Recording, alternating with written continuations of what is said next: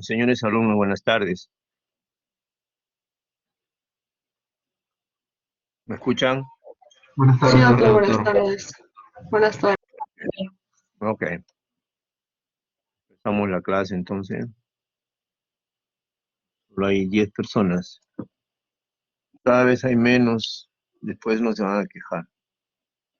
Cada vez hay menos, cada vez hay menos.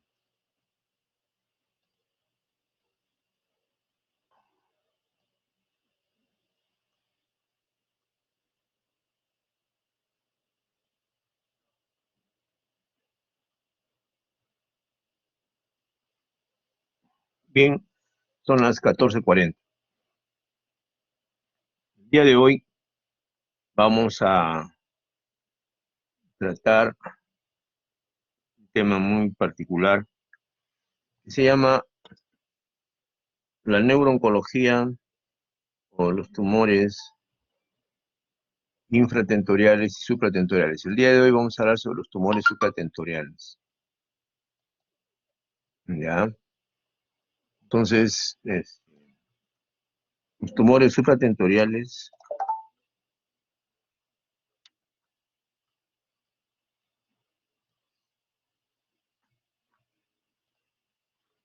vamos a ver en dos partes. Un favorcito, ¿se ve la presentación? ¿Aló? Sí, doctor, sí se ve. Ok. Vamos a empezar entonces hablando sobre la neurooncología en general. Es una subespecialidad dentro de la neurocirugía. Ya prácticamente se ha convertido en una subespecialidad, incluso con un soporte práctico que es la cirugía de la base del cráneo. Una parte muy importante de nuestro trabajo, por medio de la cual nosotros hacemos la cirugía de los tumores cerebrales. Sí,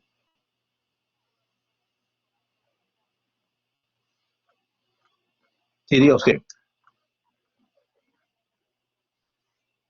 Ya, un favorcito, ahorita no la puedo atender, estoy en una clase. Me llama usted a las 4:30.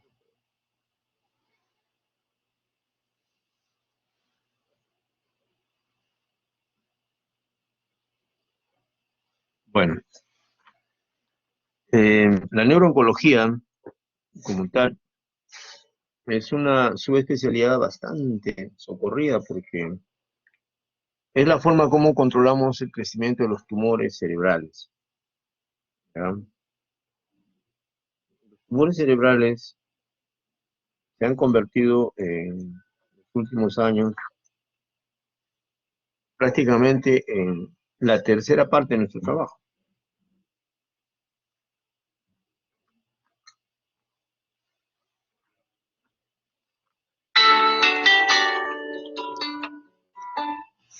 ¿Se imaginan ustedes que se operan aproximadamente 700 tumores al año en el hospital? 700 tumores. Más o menos 300 aneurismas y 800 columnas. Es más o menos nuestro trabajo. Entonces, realmente es un trabajo fuerte, ¿ya? Desde el punto de vista de etiología, siempre tenemos que repetir esto, que es la teoría que actualmente tiene más, digamos, más credibilidad, o sea, a la cual apuntamos prácticamente todos los neurocirujanos y demás gente que trabajamos en este tipo de tumores, que es la causa de tipo, digamos, genética. ¿Por qué? Porque todos tenemos nosotros protooncogenes. Estos protooncogenes se alteran por razones ambientales, razones del medio ambiente, de todo el medio ambiente, todo lo que nos rodea, los alteran. Y los protooncogenes, por recibir lo que se llama una inhibición de la supresión, o sea, los protooncogenes están suprimidos, significa que están retenidos.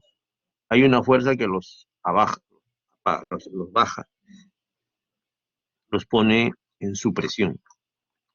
Pero si por razones medioambientales se inhibe la supresión, entonces se liberan.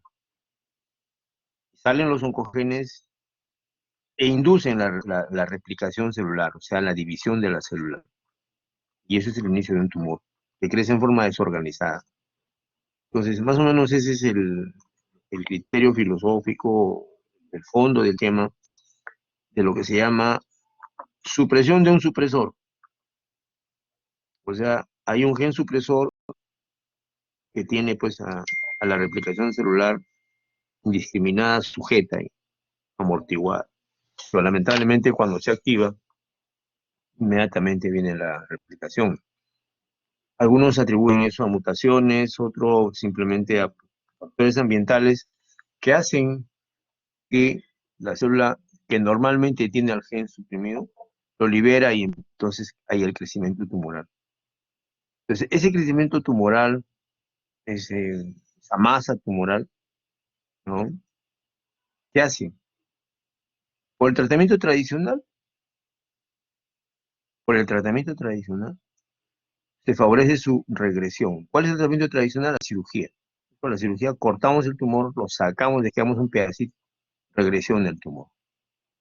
También se le da radioterapia, quimioterapia, inmunoterapia, todas las que hemos ido hablando últimamente, hacen que el tumor regresione, pero también puede ocurrir que haya recurrencia tumoral que es frecuente, especialmente en aquellos tumores que son altamente indiferenciados, como por ejemplo el glioblastoma multiforme, que tiene recurrencia, o algunas metástasis que también tienen recurrencia.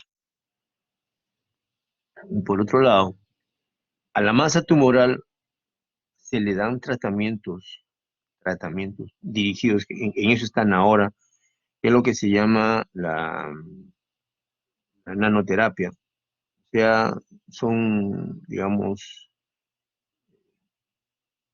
una línea de investigación tratando con los, en la región nano, o sea, por debajo del ángstrom.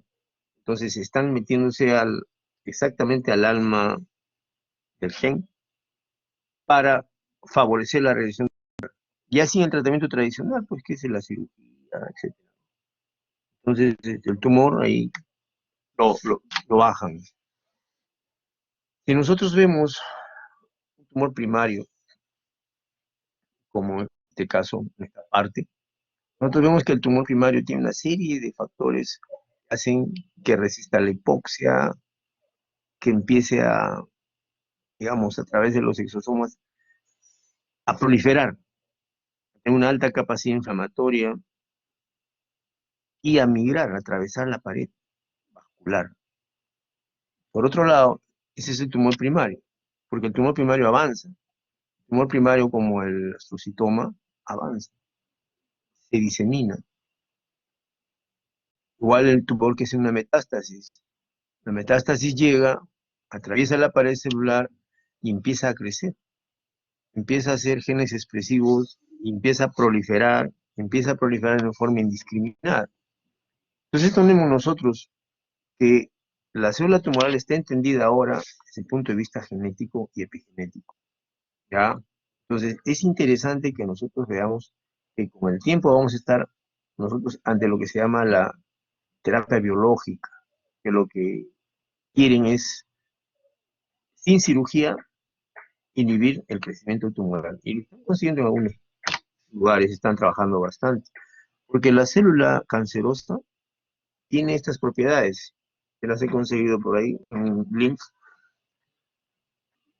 La célula cancerosa tiene factores que promueven la inflamación. Tiene señales autosuficientes para el crecimiento. Tiene una alta resistencia a la inhibición del crecimiento.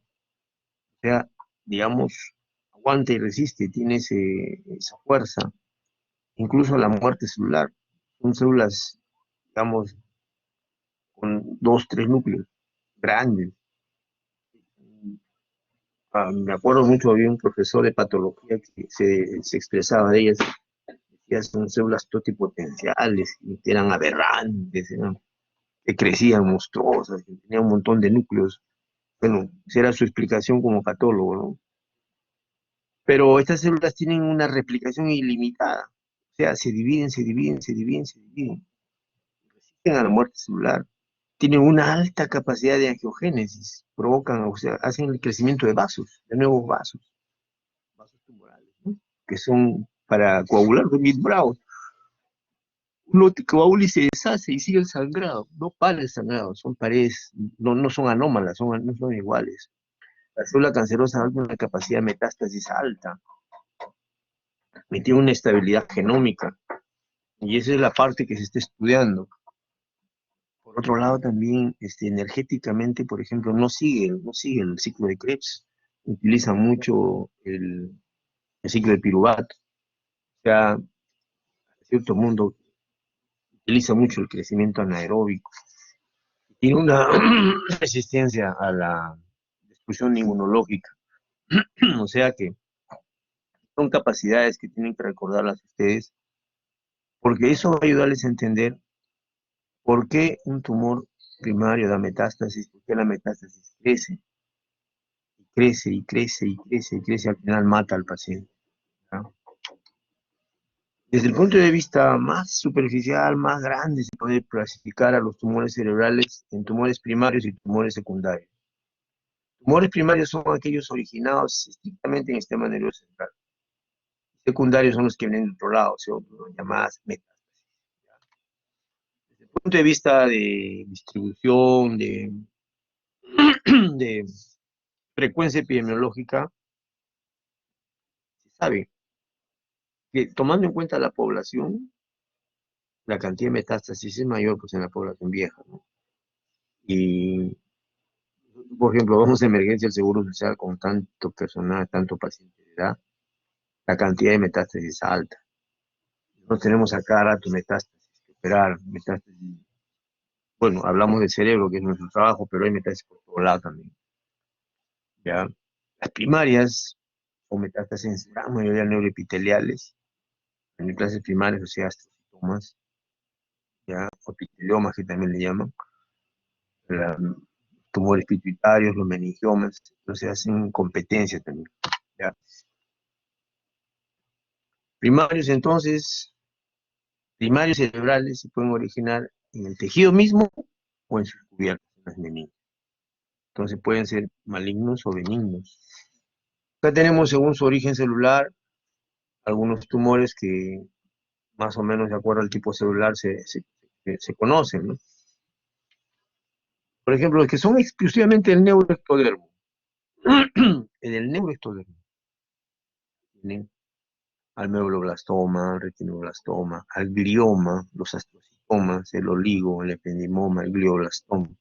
Estos son tumores epiteliales del neuroectodermo, ¿ya?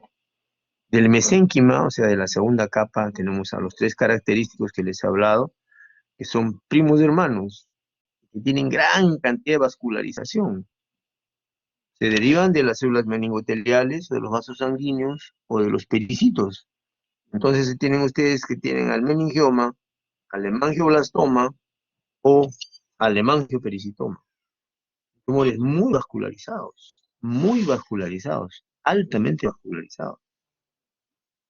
A veces me viene a colación, y les recuerdo siempre a ustedes el caso de un caballero que tenía un hemangioblastoma de fosa posterior, que ocupaba casi toda la fosa posterior, que inicialmente les pareció a algunos colegas investigadores o médicos que trataron al paciente que era una malformación arteriovenosa.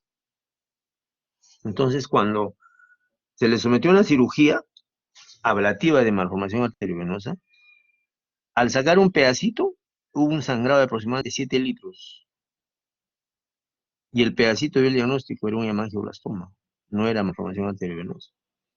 Ocupaba casi más o menos 2/3 de la fosa posterior. No era un tumorcito, era un tumorón. Entonces lo dimos de alta porque perdió una cantidad brutal de sangre, pues, un ratito. Lo mandamos a que se recupere. Bueno, y a toda costa la familia quería que se opere de tremendo tumor de fosa posterior. Nosotros nos pusimos reacios y lo ingresaron a una clínica particular de Lima. Y no faltó el audaz que lo ofreció cirugía y lo operó un domingo. Bueno, ese domingo vimos nosotros con mucha angustia, estaban pidiendo sangre para todo. Estaban operando y un sangrado brutal. Según cuentan las personas que estuvieron cerca, sangró como 26 litros. Era un hemangioblastoma de fosa posterior. Brutal para sangrar. Así, brutal para sangrar. El hemangioblastoma es unos tumores más vascularizados. Más o menos nosotros lo comparamos como un pulpo. Los tentáculos están por todo lado y son así de grueso, llenos de sangre, de vasos sangrantes. Y una cabeza central donde hay un montón de sangre. Es un hemangioblastoma. Tumor terrible. Muy sangrante. De lo más sangrante que hemos tenido. Obviamente el paciente que les cuento falleció exsanguinado. ¿Ya? También hay tumores de las células germinales como los teratomas, etcétera, ¿no? Bien, es importante que recuerden esto, porque muchas veces van a encontrar en la literatura cuando un tumor es intraxial, cuando es extraxial, cuando es intraventricular, supratentorial o es infratentorial. Más o menos es lo que se ve. Intraxiales son los astrocitomas, ¿no? Los gliales. Hay oligos que no son de astrocito, pero son intraxiales, ¿no? ¿Por qué? Porque están en el mismo tejido cerebral. Los extraxiales están en las cubiertas, en la dura madre, por ejemplo. El meningioma es un extraxial, el hemangiopericitoma también, metástasis, ¿no? Algunas, ¿no? Adenomas. Todos son extraxiales, como ven ustedes, el pineostoma, craneofaringioma, o los tumores de base cráneo como los cordomas, condroides, etc. Y los intraventriculares, entre los cuales el más característico es el tumor de presocoroides. También hay metástasis en los citomas, también las hay. Pero el presocoroides es característico del intraventricular. Es raro también, ¿no? Los tumores por su malignidad, por su grado de patológicamente, desde el punto de vista de anatomía patológica, entendemos que los que son de grado 1 son aquellos que tienen anaplasia, crecen lentamente. Las células son muy parecidas, pero digamos que se están desdiferenciando. Característicamente dan convulsiones. Si uno los ataca de ese tamaño, los saca completamente y se curan. Cuando son de grado 2, ya no solamente tienen anaplasia, sino tienen mitosis. Entonces ya están diseminándose y pueden volver a recidivar. Entre los 1 y 2 se conocen como los de bajo grado, tumores de bajo grado. Los de grado 3 ya tienen más. Tienen anaplasia, mitosis y forman vasos. Ya forman vasos, ya se diseminan más rápido, ya crecen más. Los de grado 4 no solo tienen anaplasia, mitosis y nuevos vasos, sino tienen zonas de necrosis, porque entonces tienen áreas de células muertas. Y son difíciles de durar. ¿Por qué? Porque son muy invasivos. Entonces, esta es y más o menos la diferenciación es con lo que se llama AMEN, AMN. A, anaplasia, M, mitosis, E, neovasos y N, necrosis. El grado 4 tiene las 4 letras, pues AMEN completo, ¿no? El grado 3 tiene las 3 primeras, AME. El grado 1 tiene la A, el grado 2 tiene la A y la N, la A y la M. Entonces, más o menos por ahí sale el, el mnemotécnico. Entonces, hablando de incidencia y de epidemiología, ya con números vamos a ver, pues, de que es un tumor que va entre 2 a 19 por 100.000, pero más o menos, a grosso modo, en América Latina es 16 por 100.000. Una mortalidad bien alta, es la tercera causa, son muy agresivos. Hay diferencias entre los grupos etarios, si son niños o jóvenes, son adultos o ancianos. Por ejemplo, si tomamos la población adulta, vemos que las metástasis prácticamente es el 50% de los adultos, son supratentoriales. Entonces, desde el punto de vista de trabajo de nosotros que hemos encontrado en nuestro medio, básicamente gliomas, osteocitomas, meningiomas, tumores de silla turca, o sea, macroadenomas, y menos schwannomas vestibulares, pero más o menos ese es nuestro trabajo, eso es lo que más trabajamos. Metástasis, gliomas, meningiomas, macroadenomas, schwannomas vestibulares. Ahí damos la vuelta. Mucho menos es la presencia de meduloblastomas, ependimomas, etcétera, ¿no? Realmente eso se ve entre los niños y jóvenes, craniofaringioma. También se ven adultos, pero mucho más en los niños. ¿Ya? Entonces tenemos esta diferencia que hay entre los adultos, una buena cantidad son supratentoriales, a diferencia de los niños, donde la gran mayoría son infratentoriales. En los adultos lo más frecuente es la metástasis, y mientras más edad tiene, más metástasis, en cambio los niños no. Los niños más frecuentes es el primario, pero no tienen metástasis porque son células jóvenes, ¿no? No son células adultas como las de nosotros, que tienen tendencia a ser tumores malignos, ¿no? Los adultos generalmente son tumores malignos, en cambio los niños son benignos. Y obviamente la malignidad, la alta invasividad, la metástasis hacen que el tumor pues acorte la sobrevida. En cambio los niños no tienen mayor capacidad de vivencia. Desde el punto de vista de signos y síntomas, quiero que recuerden esto. Los tumores del adulto, los tumores del anciano. Si son hemisféricos cerebrales, los más frecuentes son los astrocitomas difusos, los pilocíticos. Son de los ventrículos, el ependimoma, cuando son niños. Entre niños lo más triste es tener un tumor del tronco cerebral, generalmente un astrocitoma difuso. Tener un tumor del tronco cerebral de una criatura es prácticamente para la muerte. O van mal, evolucionan mal. En el cuarto ventrículo los niños tienen generalmente ependimoma, neuroblastoma. Y así, ¿no? Y en adultos, que hace la clase de hoy día de tumores supratentoriales, vemos que la gran mayoría son difusos, astrocitomas, meningiomas, y también son tumores de ciatura. Síntomas. En cuanto a síntomas, sería bueno que recordemos la hipertensión endocraniana. El tumor que crece de esa manera es una masa, y como es una masa, va a provocar hipertensión endocraniana. ¿Y cuáles son los síntomas? Cefalea, náusea, vómitos. Entonces nuestros pacientes tienen dolor de cabeza, crisis convulsivas, alteraciones en la memoria, cambios cognitivos, déficit motor, alteraciones en el lenguaje. Eso es hemisferio izquierdo, cambios cognitivos, alteraciones en el lenguaje, hemisferio izquierdo. Alteraciones visuales por la zona posterior. Náusea, vómitos. Edema de papila, ven ustedes, 4.6%. Es importante cuando se le encuentra, pero si no se le encuentra, no hay que negar que tenga tumor. El paciente tiene tumor.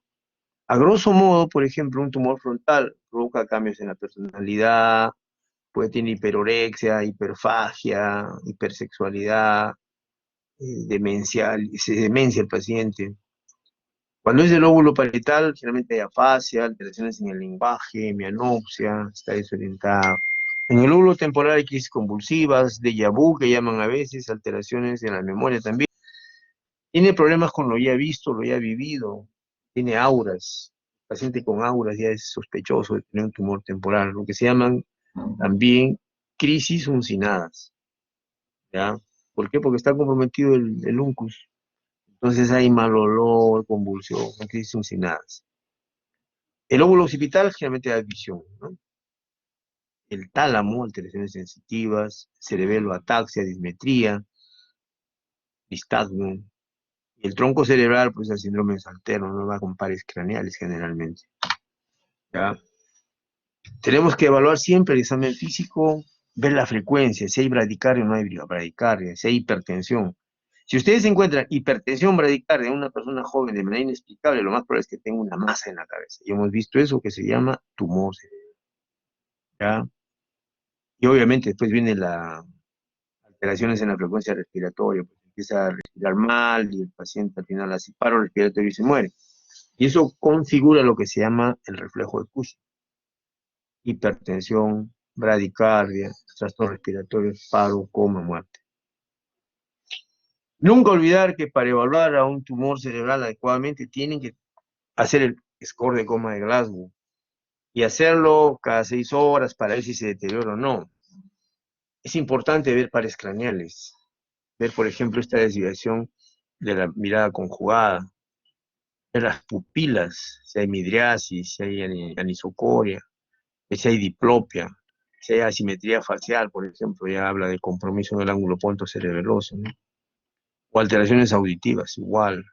Si hay disfagia, disfonía es el vago, disfagia el noveno, desviación de la lengua. Usted le abre la boca, saca la lengua, se va por un lado, es el 12. Ya orienta a buscar dónde. Entonces, importante, déficit motor, déficit sensitivo, si hay paresia, si hay plegia, si hay cambios de personalidad, si hay convulsiones, si hay descerebración, decorticación. Todo eso tienen que ver ustedes en emergencia, por favor. Ya, buscar el origen de los síntomas, configurar lo que es una hipertensión endocraniana, ver la capacidad de compresión o infiltración del tumor, si está haciendo hidrocefalia, si hay edema cerebral, si hay herniación, si hay hemorragia dentro del mismo tumor. Entonces, eso sería lo que sería el origen de los síntomas. ¿Ah? Entonces, no se olviden, es importante, es muy importante. Bien, por ejemplo, ustedes, este pequeño tumor provoca tremenda área de edema. Es acá, tremenda área de edema. O este pequeño tumor de fosa posterior con tremendo edema comprimiendo el tronco. Está provocando hidrocefales, han dilatado los cuernos temporales. Entonces, todo eso tienen que ver. Ese tipo de edema digitiforme generalmente va asociado a, se llaman digitiforme como si fueran dedos, ¿no? Tumores malignos. Entonces, tenemos que juntar examen físico, la historia clínica que nos cuenta la familia, pruebas de imagen, o sea, tomografía, resonancia, y bueno, pedir la evaluación por neurocirujano. Es importante que ustedes detecten esto y llamen oportunamente al neurocirujano, ¿ya? Ahora, con respecto a las imágenes, tenemos que ver pues, si son intraxiales o extraxiales, ¿no? Si son de las cubiertas o son del mismo tejido cerebral. Ya sospechar el grado de malignidad, hay que definir bien si es una metástasis o es un primario, o de repente es un pseudotumor. También pasa, ¿no? A nosotros nos pasaba algunas cosas cuando éramos residentes, ¿no? A veces entrábamos a operar desesperadamente un caso que en esa época que solo todo era con tomografía. Veníamos con las placas, o a veces sin las placas, solo con arterio, entramos, es un tumor maligno, altamente maligno. Abríamos y salió un coágulo, pseudotumor. El paciente tenía una hemorragia intracerebral ya hace 2 meses y como ya estaba liquefactado, se encontraba un coágulo negro que simulaba exactamente igual a lo que es un glioma maligno. También pasan. Las imágenes son muy importantes. Siempre pedir tomografía simple y contrastada. Siempre pedir simple y contrastada. La resonancia igual, simple y contrastada. La resonancia se ha multiplicado últimamente, pues hay difusión, perfusión, espectroscopía.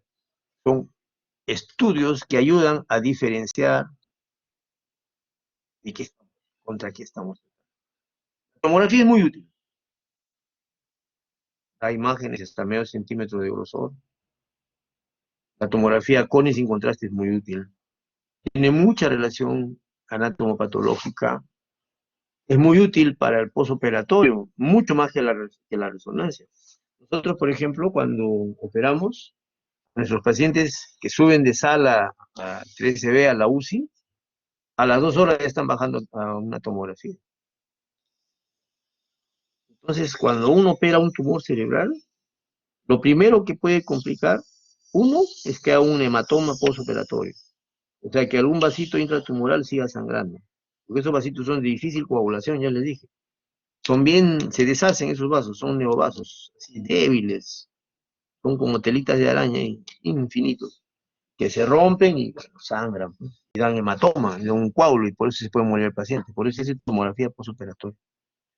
Para ver si hay hidrocefalia también. ¿Por qué? Porque el tumor se hincha, comprime la circulación del LCR y es hidrocefalia. Causa de muerte también, hidrocefalia aguda. Y posteriormente también, para ver cuánto de tumor se ha sacado. Ahí está completo. En otros lugares del mundo, por ejemplo, en Argentina, y en Estados Unidos, en Finlandia, en fin, tienen tecnología para tener resonador intraoperatorio. O sea, tienen la sala de operaciones, tienen la mesa quirúrgica y un resonador. Entonces el paciente pasa a resonancia en el acto y se mira cuánto ha salido, cuánto hemos sacado del tumor para sacar, porque aquí no sabemos, por acá nosotros hacemos la tomografía a los 2, 3 días, o la resonancia a los 2, 3 días y encontramos que hay buena cantidad de tumor. Entonces, estamos en la misma, volver a operar. En cambio, no, en su lugar no lo tienen en el acto, entonces siguen operando. Y a largo plazo también la tomografía sirve para ver los resultados de la radioterapia. ¿Cuánto resonancia? Pues las imágenes son nítidas, son muy buenas, especialmente en fosa posterior, en columnas, son de elección, ¿no? ¿Qué es lo que permite ver la resonancia? La masa tumoral, el edema perilesional, si hay o no quistes, si hay hemorragia, calcificaciones intratumorales, los vasos, la diferenciación de los vasos nutricios, vasos de paso y vasos que van, eso generalmente lo usamos para tener idea de cómo vamos a atacar al hemangioblastoma o al meningioma, que tiene lo que llaman pedículos. Tienen pedículo anterior, posterior, superior, inferior, en fin, por lado. Igual que el hemangioblastoma, que también tiene pedículos gruesos que sangran, como para recordarlo toda la vida. La resonancia también es útil para hacer un control por radioterapia. Es útil, ¿ya? Por la cantidad de hueso que hay en la fosa posterior y en el tallo cerebral, o sea, en la fosa posterior, hay mucha distracción, entonces no permite ver buenas imágenes cuando hay tomografía. Por eso se prefieren esas zonas de la resonancia, ¿ya? Otra cosa de la resonancia que no es, no es ionizante, a diferencia de la tomografía que sí. Por ejemplo, un paciente que se le hace 10, 15 tomografías en un mes, pues está radiado hasta el perno. Y ahora hay la tendencia a evitar eso. No se le puede estar radiando pacientes. Nosotros tenemos un caso de un paciente que tuvo 90 tomografías en 4 meses. 90 tomografías en 4 meses. Especialmente esa tomografía de control. Hay que ver por si las moscas que de repente tienen. No, pues tiene que haber clínica para pedir algo. Si no, no pidamos. No nos expongamos a la burla de la gente. Saber pedir en su momento. El contraste no es yodado, es con gadolinium. Pero ojo, provoca daño renal, por eso hay que estar atentos. Siempre pedir creatinina, siempre ver la creatinina, ¿ya? La angioresonancia es muy útil. La angioresonancia permite la vascularización de la masa tumoral. Y no es necesario con eso punzar, o sea, no es un estudio invasivo, simplemente lo hace la computadora. Muy bueno. Últimamente, con la resonancia se ha avanzado pues espectacularmente en lo que se llama la resonancia funcional. ¿Qué significa resonancia funcional? Significa buscar lugares en los cuales se estimula, se le hace hablar al paciente y aparecen los focos donde está el lenguaje, donde está la fuerza. Entonces son áreas llamadas funcionales que no deben ser tocadas durante la cirugía, ¿ya? Eso se hace con la resonancia funcional. Y por otro lado también, ya se está usando mucho la espectroscopía. ¿Qué es la espectroscopía? La espectroscopía es la evaluación en cantidad, en concentración de un voxel. Un voxel es un cuadrado como este, voxel con B chica o XL, un voxel. En este voxel nosotros dosamos, ¿qué dosamos? Creatina, colina, creatina, N-acetilaspartato. Más acá está el lactato, por acá está el minoxidil. O sea, son metabolitos que están en concentración acá. Y se ha detectado y se usa que cuando un paciente tiene una tumoración altamente maligna, llámese glioblastoma multiforme, la concentración de creatina es altísima. Alta. ¿No? Bueno, brutal. En cambio, al revés, cuando la zona donde se hace el voxel es una zona altamente inflamatoria, infección crónica, por ejemplo, tuberculosis, está más alta el N-acetilaspartato y la colina está baja. Entonces, estos metabolitos ayudan a sospechar sobre la posible etiología de lo que tenemos a la mano.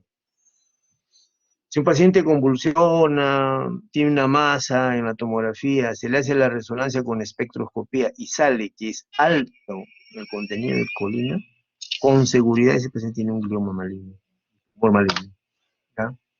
Entonces ven ustedes acá, presencia del N-acetilactato, de la colina y del lactato, lactato, N-acetilactato, creatina y colina.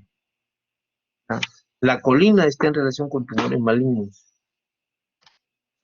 El N-acetil-aspartato con procesos inflamatorios. Acá tienen igual también el voxel, como se busca el voxel, ¿no? Para hacer la espectroscopia. En los tumores actualmente se está usando la cartografía. ¿Para qué? Para determinar la compresión o la destrucción de la vía piramidal o de la vía sensitiva, que es en azul la piramidal, en rosado la sensitiva. Entonces se utiliza la cartografía para no hacer más daño, para evitar hacer daño. Tienen ustedes algunos casos acá donde se ve toda la distribución. En este caso, por ejemplo, se está fusionando la tractografía con la tremenda masa que tenemos acá, ¿no? Para ver dónde podemos actuar y qué podemos operar y qué no podemos operar. ¿Ya? También se utiliza en la resonancia la difusión y la perfusión.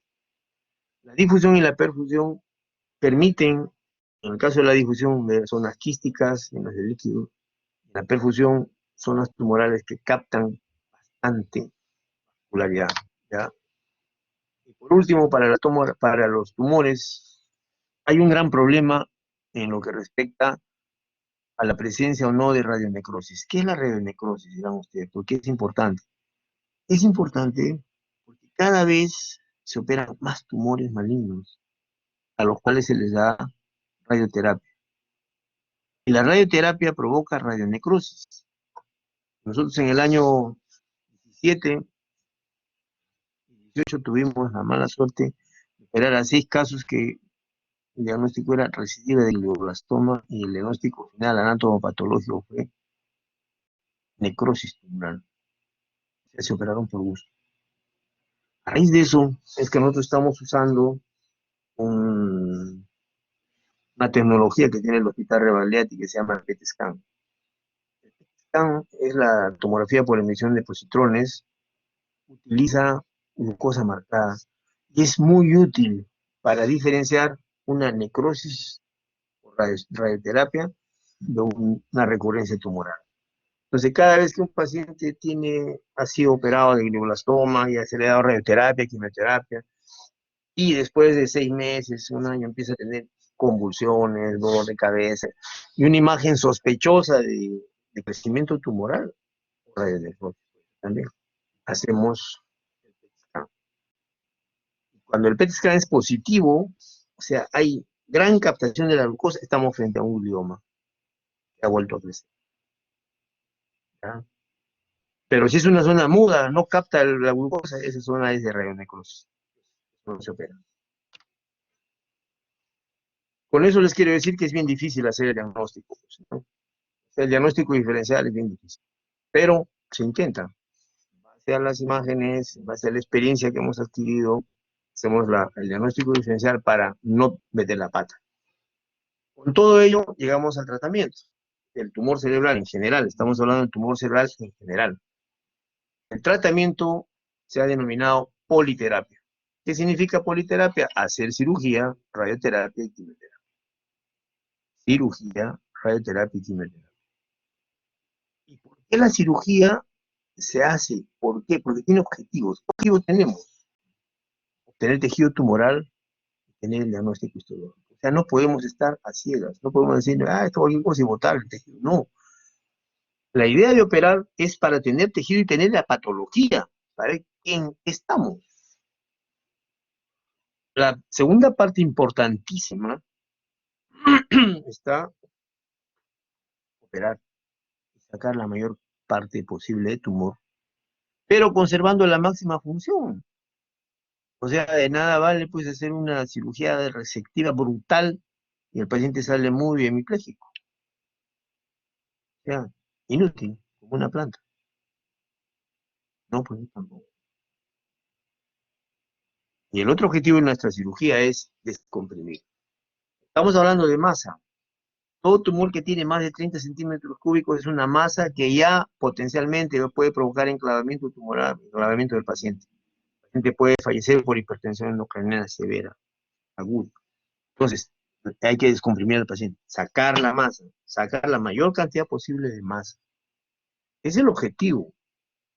Obviamente que sacar la masa pues depende del tamaño, el tipo de tumor, la localización, la forma como ha crecido, si es rápido o no, cómo está el paciente. Ustedes me dirán, ¿y qué tiene que ver eso? Mucho. Porque no es igual operar a un paciente que está postrado 6 meses, que no se mueve, que no camina hace 6 meses, que no come solo, que le dan de comer. Un paciente que tiene Clavo 15, que tiene un Karnofsky 100, que es autosuficiente, se presenta a ustedes bien vestido, bien afeitado, con mucho trato social, a decirle, doctor, estoy en sus manos, quiere que me operen, tengo un tumor maligno. El señor tiene Karnofsky 100. Entonces, ¿qué es el índice de Karnofsky? El índice de Karnofsky es la capacidad de independencia de una persona. Una persona con 100 puntos es totalmente independiente, como ustedes, como yo. Y se debe operar con mayores de 70. Menores de 70 ya no son autosuficientes, son dependientes. Y un 40, pues es un paciente que ya no se levanta, está postrado, le limpian los pies, le lavan la boca, le dan de comer y ya. Ustedes van a operar a un paciente que tiene ese estado 8 meses, no recupera nada. Entonces, ese paciente no es tributario de cirugía. Ahora, ¿operamos nada más como antiguamente hacíamos? No, ha cambiado la neurocirugía. Operamos con un microscopio de alta gama, por ejemplo. El puentero que tenemos nosotros nos ha costado $900,000. Queremos comprar un Kineo que vale 1.400.000. Pues, también tenemos endoscopio. Con el endoscopio nos ayudamos a limpiar el lecho tumoral y avanzar en cirugía transesfenoidal. Hacemos cirugía endoscópica transesfenoidal.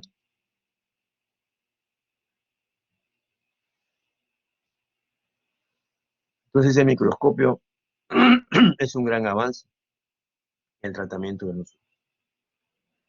Por otro lado, hacemos monitoreo neurofisiológico. En algunos casos queremos hacer biopsias estereotácticas, tenemos que hacer el cabezal de biopsia. La mesa quirúrgica con el cabezal de 3 puntas, el cabezal de Mayfield que permite que el paciente no se mueva, con los clavos que tiene ahí, no se mueve.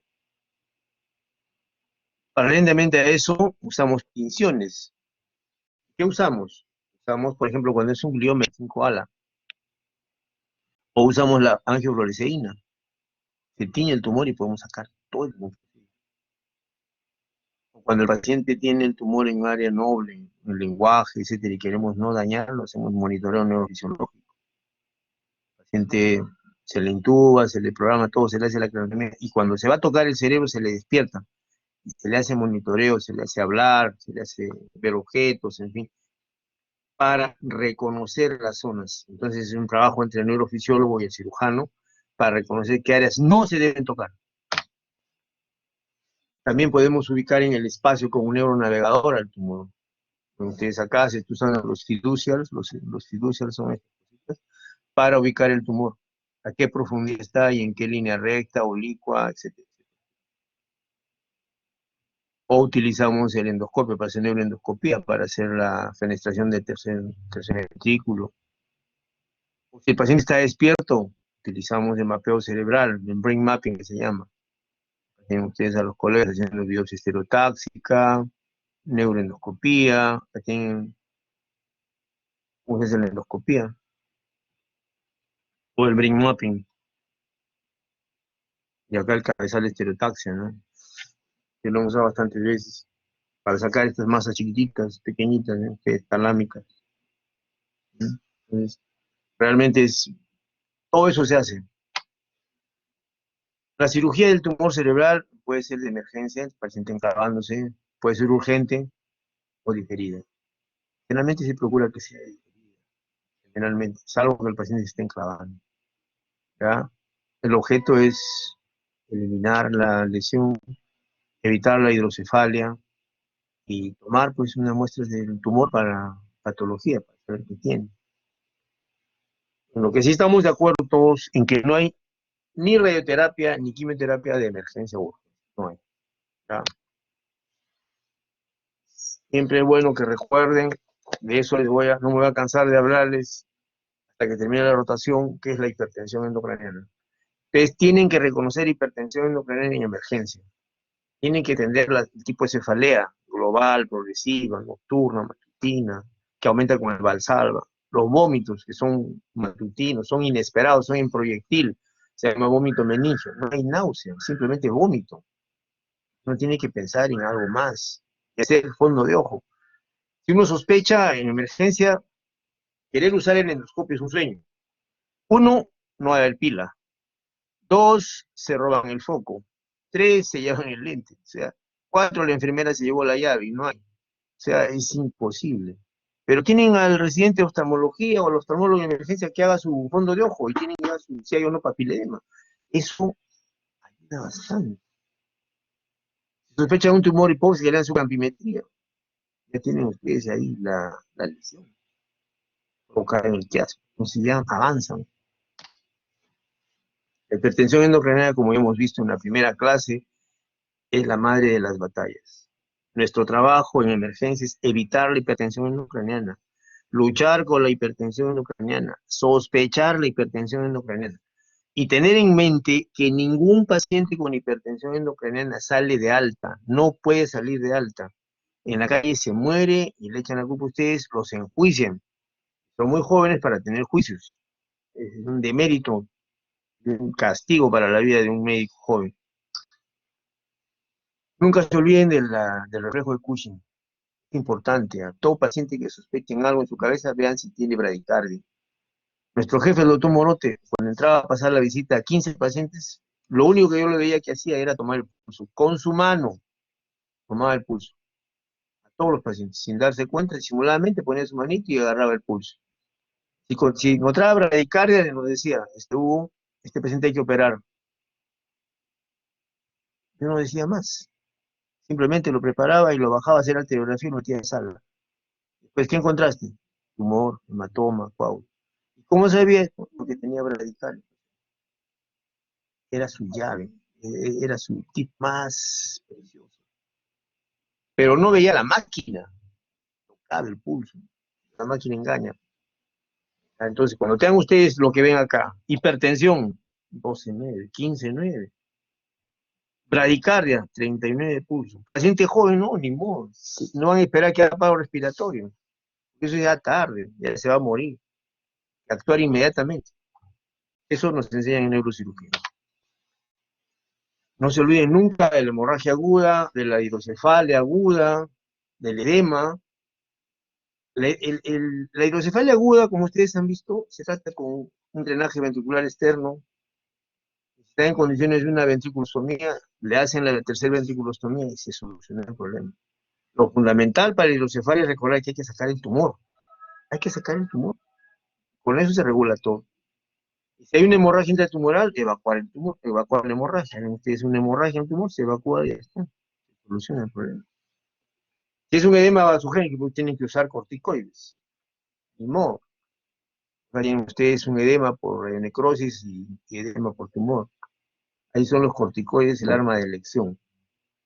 Y algo que tienen que recordar siempre, por favor, siempre, es la apoplejía pituitaria. La apoplejía del hipófisis. ¿Qué cosa es eso? Es una hemorragia en la glándula hipófisis, en el tumor de hipófisis, ocurre una glándula, un infarto. El paciente tiene dolor de cabeza, alteración mental, signos meningios, pierde la vista inmediatamente, no ve, se queda ciego. Y a veces hace hipotiroidismo, hipotiroidismo agudo. Pero lo más llamativo es que no ve. ¿Qué tiene? Ya vamos a ver cuando vamos más tarde en la clase, en unos minutos de hipófisis, donde se va a ver la masa con sangre. Y Por los tumores, por favor, nunca olviden que los tumores provocan herniación. ¿Ya? Desplazan el tejido cerebral y provocan hernias. Hernia del uncus, hernia del termicerebeloso, hernia transtentorial. Entonces, el paciente que está decorticando, descerebrando o está en coma, tiene con alta seguridad, alta posibilidad de tener una hernia cerebral. Entonces, por favor, señores alumnos, para que recuerden siempre, son urgentes pacientes con tumor cerebral y que en emergencia tienen que signos de hipertensión endocrinal, deterioro y déficit neurológico, edema cerebral vasogénico y radionecrosis, herniación cerebral, hidrocefalia, convulsiones, hemorragia intratumoral, urgencias endocrinológicas a raíz de una apoplejía hipoficial. Son las cosas que ustedes deben mejorar, meterse en la cabeza. En emergencia, convulsiones, hidrocefalia, hemorragia dentro del tumor, herniación, o sea, decorticación, descerebración, anisocoria, edema cerebral en la tomografía, o radionecrosis del paciente, que baje el Glasgow, ese deterioro neurológico, o que esté con bradicardia, hipertensión arterial, es hipertensión endocraniana. Esas son las condiciones que tienen que recordar siempre para manejar los tumores cuando estén en emergencia. Vamos a hablar ahora sobre los tumores, que en particular, unas palabras. Tumor secundario, ¿qué es? Que viene de otro lado.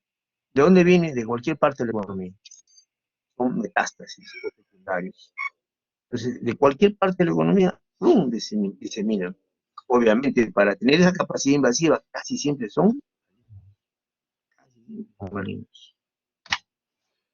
Acá tienen ustedes metástasis. Miren ustedes la cantidad de metástasis. Únicas, múltiples, en fosa posterior, supratentoriales. Y para operar, ¿cuál se escoge? Generalmente, la más problemática, que tenga más posibilidades de siderar al paciente, o sea, de darle mala, por ejemplo, esta fosa posterior. Si tiene una fosa posterior y ahora otra fosa posterior, sacar la más grande. ¿Eh? En este caso tiene fosa posterior supratentorial, sacamos primero esta. Aunque a veces no tenemos suerte. Recuerdo mucho a la hermana, una señora enfermera, hermana de un colega, trabajó con nosotros en la de campaña. Hizo metástasis fosa posterior y metástasis frontal. Operamos las dos. Operamos la primera, la de fosa posterior, y salió adelante mejor. En la segunda no fue bien y falleció la señora. Quería a toda costa operarse del tumor. Lamentablemente, pues a veces no da y no da la tela, ¿no? Falleció. Acá tienen ustedes un screening que hacen de la cantidad de metástasis que hay, pero no de cualquiera. Acá han hecho una suma de 811 metástasis. Miren, seguro, casi seguro, ¿no? En primer lugar es pulmón, y le sigue mama. Pero esto ya tiene por lo menos tiene sus unos 2 años, 3 años de antigüedad. En este momento, el cáncer de mama en América Latina ya está igualando al cáncer de pulmón. Es una lástima. ¿Por qué? Porque son nuestras familiares, mujeres, mamás, hermanas, parientes, que pueden engrosar este universo de cáncer de mama. Terrible. Cáncer de mama se puede prevenir, pero, digamos, optimizar grandemente. Hay metástasis axiales también, van a las meninges, existen, y a otros lugares pues también van a la columna, en fin. Por todo lado hay metástasis. Es el más frecuente, el más común, casi el múltiplo, un 50% del caso. Lo que se busca es sacar todo. Gross total resection, sacar todo. Pues se le da radiocirugía, cirugía o quimio. Entonces, el tumor más frecuente, primario, es pulmón, mama, colon, melanoma. ¿Cómo llega? Por diseminación hematógena o por contigüidad, a través de los vasos. ¿Ya? El tratamiento es cirugía. cirugía. Pues radiación o quimio. No se olviden nunca que estos tumores dan cefalea, convulsiones, problemas neurológicos, deterioro, déficit y deterioro cognitivo. ¿Cómo llegan? Invaden a través del lecho venoso. Llegan al pulmón, de llegar a la arteria y ¡brum!, salen al cerebro. ¿Cuáles lugares son los más frecuentes? Pulmón, mama, próstata, colon, páncreas, piel. ¿Ya? Tienen ustedes cómo actúa una metástasis, cómo se mete y cómo llega al cerebro, ¿no? Por ejemplo, una célula de melanoma cruza tranquilamente con su melanotransferrina, se mete al lecho vascular y llega en 14 días al cerebro. Atraviesa la barrera hematoencefálica y empieza a hacer su daño. O un tumor de pulmón, igual también, atraviesa y llega al cerebro. En 48 horas ya está trayendo problemas. Un cáncer de mama. Igual. Cáncer de mama, estos son los más frecuentes, ¿ya? No se olviden. El melanoma es más agresivo. El melanoma es muy agresivo. El que es más frecuente, dijimos, es el de pulmón. Y le sigue, pues, con toda el mama.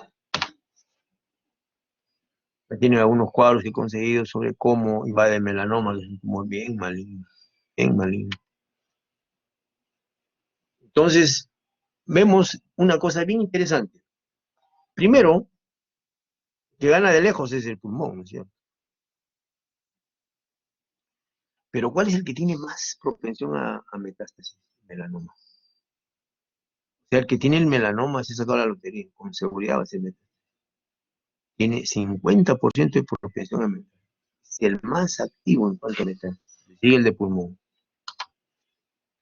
¿Ya? Entonces, pulmón, mama, piel. Y en niños no es así. En niños es más el medulloblastoma, el neuroblastoma, es acá, neuroblastoma, el rhabdomyosarcoma y el tumor de Wills son los más metástasis, desde el punto de vista de metástasis, ¿ah? Desde el punto de vista de metástasis. Síntomas ya ven cómo son, igual, hemiparesia, tiene síntomas generales, ¿no? Desorden mental, debilidad, ataxia. Pueden ser únicos, múltiples. Y lo que es importante recordar el Karnofsky. Les hablaba sobre el Karnofsky. Y eso es para hacer la clasificación del paciente al cual se le va a ofrecer cirugía. Acá dice 65, pero nosotros estamos 70. Karnofsky más de 70, edad menos de 70. Si tiene más de 70, no califica. A veces pues lo hacemos, ¿no? Porque en el fondo lo que nosotros hacemos es mirar, por favor, cada caso en forma individual. No es que vamos a la mala, pues meter a uno, a otro, y a este no. No. Cada caso se hace en forma individual. No aplicamos ninguna guía de una manera mecánica, de una manera autócrata, de una manera descriteriada, pues, ¿no? Siempre analizar cada paciente en forma única.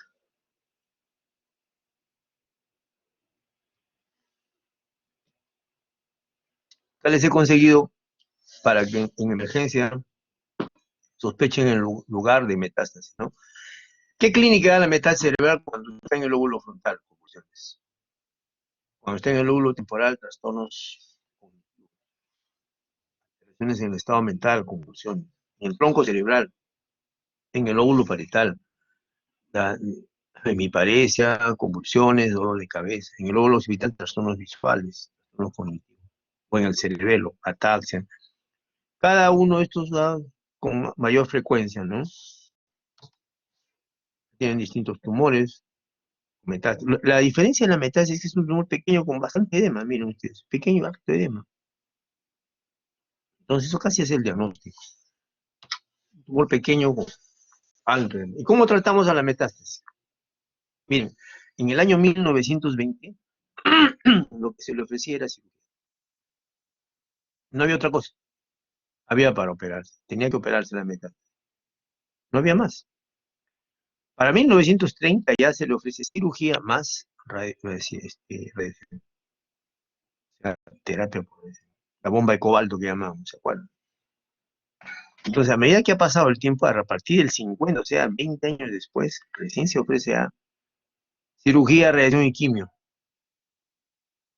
Después ya viene la radiocirugía. Entonces, ahora, a partir del 2010 ya se ofrece más cosas, ¿no? Se ofrece cirugía, radiación, terapia corticoides, esteroides, cirugía, la terapia multimodal. Actualmente estamos con radiocirugía. En un congreso que tuvimos en Brasil, en Río de Janeiro, un colega, Ice Wolf, que trabaja en Miami, presentó un caso de una paciente que tenía 23 metástasis en el cerebro y le dio radiocirugía a las 23.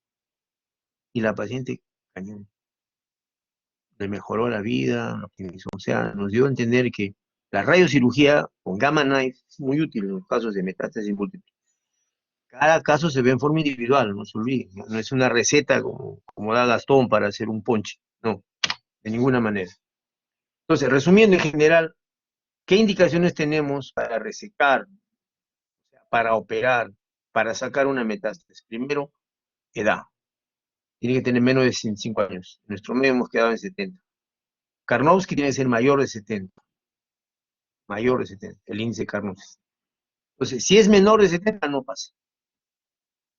No entra. Si tiene 3 lesiones o más, superficiales o accesibles, si el diámetro máximo de la lesión es de 30 a 35, si el efecto de masa es mayor a 1 centímetro de desviación de la línea media, si hay hidrocefalia obstructiva, si el tumor es radioresistente, o si la enfermedad está estable, ¿no? Generalmente, por decirles, que tenga el paciente que le pone una leucemia linfocítica aguda, esté inestable, hipotenso, chocado, pues no va a entrar. No va a entrar. ¿Ya? Ahora, nosotros usamos PET scan, como les dije, con cosa radiomarcada para ver si es recidiva o si es radionecrosis. Lo que es importante para ustedes es que cada caso debe ser visto en forma individual. Porque uno que no tenga no se niega a la cirugía.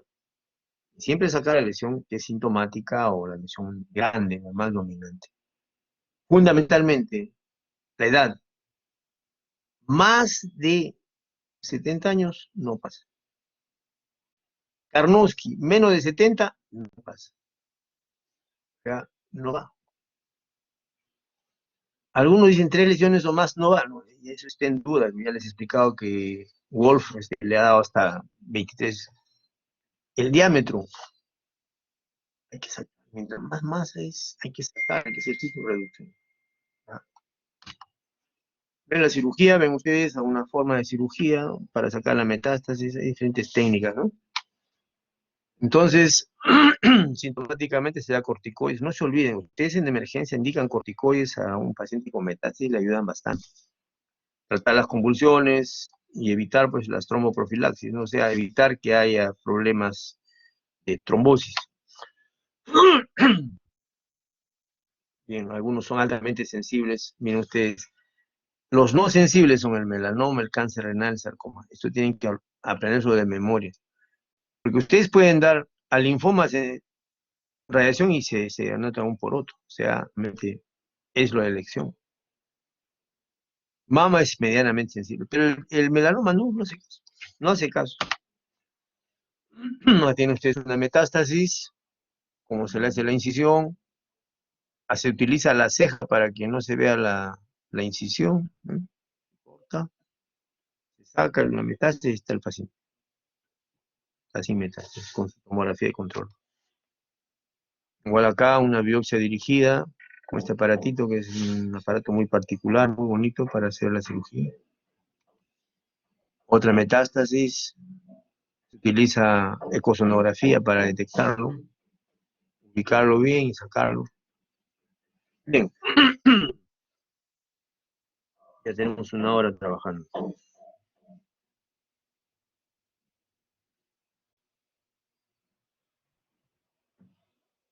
Ok, vamos a hablar sobre meningioma, unas palabras para después terminar con astrocitoma y tumor de hipófisis. Sobre meningiomas. Los meningiomas son tumoraciones bastante voluminosas que crecen en forma silente, en forma crónica. Muchas veces el paciente no se da cuenta y hace lo que se llama hipertensión endocrinal crónica. O sea, lentamente va creciendo el meningioma, pero lenta y sostenidamente, 1 a 2 milímetros por año.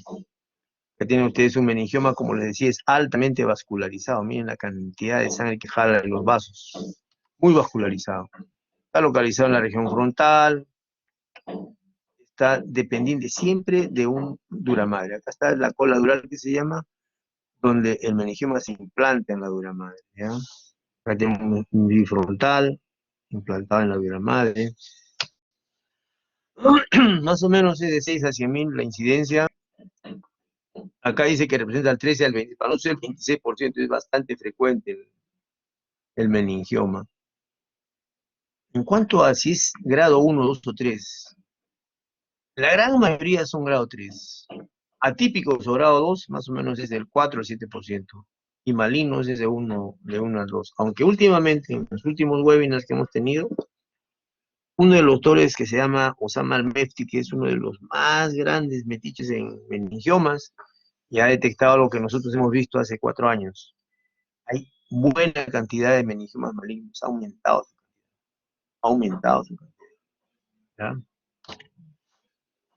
Entonces, aumenta con la edad, especialmente la edad media de la vida, a partir de los 40, 60 años aumenta. Ustedes acá los tipos, tipo 1, tipo 2, tipo. El tipo 3 es el agresivo, generalmente es rhabdoide, papilar o anaplásico. Estos meningiomas son bien agresivos, alta recurrencia y muy agresivos.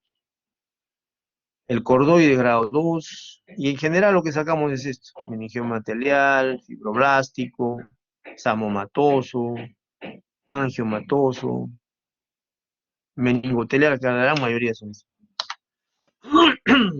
Ven ustedes convulsiones, sin contraste y con contraste, hipercaptador de contraste, pegado a la dura madre, este es meningioma. Bien frecuente, un hallazgo frecuente. Este es el meningioma pegado al hueso, pegado a la dura, hipervascular, con cola dural, y con esta parte de acá bien rara, miren ustedes. Si ustedes comparan este hueso con este hueso, acá hay una hiperostosis frontal interna. Esta hiperostosis la provoca el meningioma. Ustedes acá, el hueso reacciona, porque el meningioma tiene alta vascularización. Tienen ustedes ahí meningioma de la O, son bien peligrosos, estos provocan hipertensión endocrinal y comprimen al tronco cerebral. Miren ustedes acá cómo está aplastando el cuerpo calloso. Hacen una hernia transtemporal hacia abajo. Un caso famoso que llegó hasta el Ministerio de Salud, un paciente enclavado en un hospital de Lima, por un caso así de meningioma de la O. No lo operaron 3 meses. Cuando se animaron al 3 meses, ya el paciente se murió, se enclavó. Obviamente la familia reclamó. Pregunta, ¿dónde no hay meningioma? Hay meningioma en la vaina del nervio óptico, en la fosa posterior, en todo lado hay meningioma. Hola. En cuanto a su forma, generalmente cuando es así redondeado, es benigno. Cuando es bilobulado, trilobulado, no es. Pero cuando tiene esta forma así, como, digamos, como le llaman, como un hongo, este es probablemente maligno. Este es bien recidivante, ¿ya? Mucho cuidado.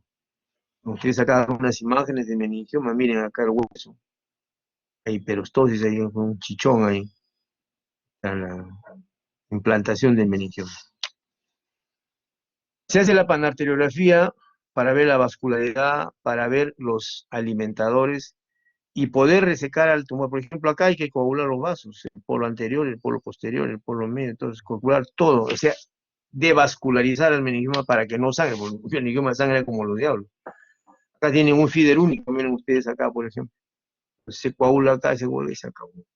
ya no tiene alimentar. Acá tienen un meningioma de la convexidad. Miren cómo ha crecido el hueso, cómo se ha formado la cabeza. Acá igual, otro meningioma, cómo crece. El hueso se llena de meningioma. Esto es normal, esto es normal. Esto no. Tienen ustedes tremenda deformación de la criatura. Igual, tremendos meningiomas que crecen en forma silente, no dicen nada. También crecen en el seno longitudinal superior y nos traen problemas con el seno frecuentes. Hay que tener cuidado, hay que hacer menogramas, hay que hacer estudios vasculares. Y estos son los más bravos, los de la tórcula. Comprimen al cuarto ventrículo, dan hidrocefalia, están bien pegados a las grandes venas. Cuando uno los opera de una manera demasiado agresiva, provoca tragedias. También existen en la región celar. Miren ustedes, tremendo meningioma en la región celar. Una brutalidad de meningioma. Puesto que están exactamente metidos en toda la región celular, que provocan alteraciones en la visión. Acá tienen ustedes este tumor con esta campimetría, y miren cómo al retirar el tumor mejora la visión. Esta es una de las condiciones para operar al paciente. Hay meningiomas en la silla turca, miren. Pareciera un tumor de la hipófisis, pero no, es un meningioma. ¿No? Crece en el tubérculo celular y dan esta apariencia. ¿Ah? Tienen ustedes un supratentorial,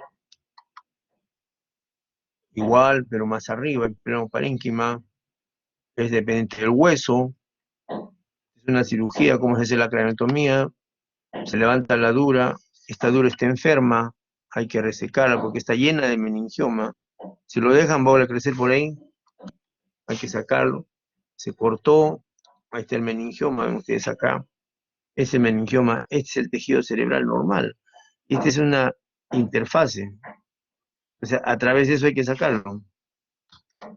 ¿Ven cómo sale el meningioma? En globo, y deja una cavidad que después se pone plastilla de duramadre, o sea, su duramadre ya murió porque ya no sirve, entonces se pone duramadre artificial. Se prefiere la duramadre sintética. ¿Por qué? Porque no tiene virus. En cambio, la duramadre animal, o sea autógena o heteróloga, o sea, hay duramadre de cadáver humano, hay duramadre de bovino, duramadre de porcino, duramadre de caballo también, se utiliza, pero lamentablemente tienen virus. Entonces se prefiere no poner, prefiere poner duramadre sintética. Acá tienen un meningioma, otro más, y al frente su cirugía. O sea, el meningioma es un tumor que debe salir todo, no debe quedar nada. Debe salir todo, T-O-D-O, no debe quedar nada. Y eso significa que tenemos que evitar pues, la recurrencia. Pero a veces no se puede porque uno no calcula la cantidad de tumor que hay. O hay un sangrado brutal en sala que desestabiliza al paciente. O el meningioma envuelto, a veces a la carótida, a la arteria cerebral media, lo envuelve. Entonces es un poco problemático operarlo en sala. Entonces existe la calificación de Simpson, que significa simplemente cuánto saco del meningioma. Si es Simpson 1 he sacado todo, no he dejado nada. He calcinado hasta el hueso, todo se ha limpiado. Simpson 5 es solamente una biopsia, hay casos así. Pero en general, por ser un tumor benigno, el meningioma hay que sacarlo todo. Y en la primera operación. ¿Ya? ¿Ok?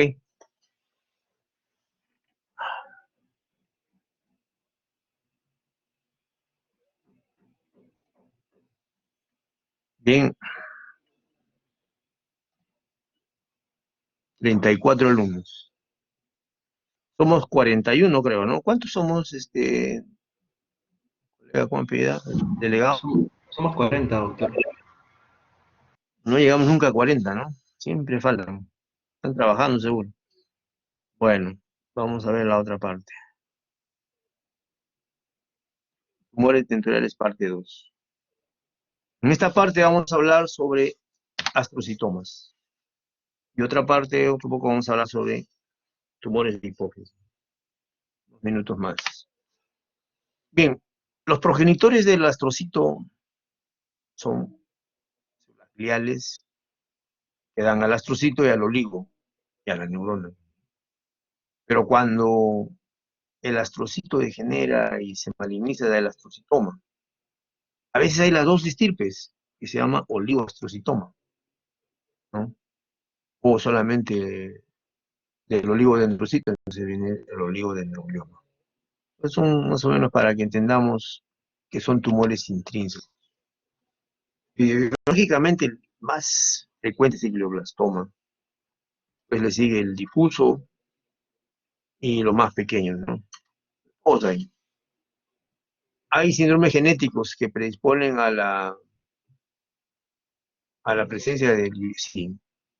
Acá tienen ustedes estas enfermedades conocidas, neurofibromatosis 1, 2, esclerosis tuberosa, ¿no? El linfromen y Turcot son enfermedades que están relacionadas con la presencia de astrocitoma. Desde el punto de vista de fisiopatología, la célula del astrocito tiene pues una vía que es la angiogénesis, de provocar nuevos vasos. Tiene otra vía de proliferación, se empieza a crecer, a crecer, a crecer, a crecer, a crecer, a crecer de una forma, digamos, exagerada, con núcleos múltiples.